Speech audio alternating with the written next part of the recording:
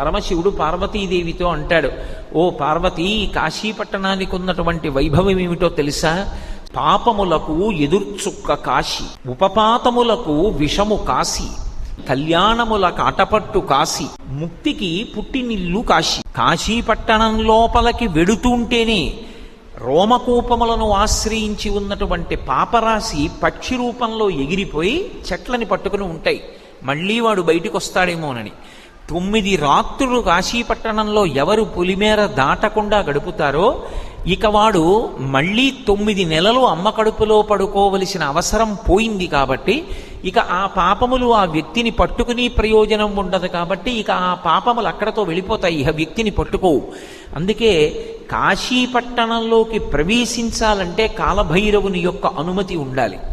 అటువంటి వైభవం కలిగినటువంటి కాశీపట్టణం పాపములకు ఎదుర్చుక్క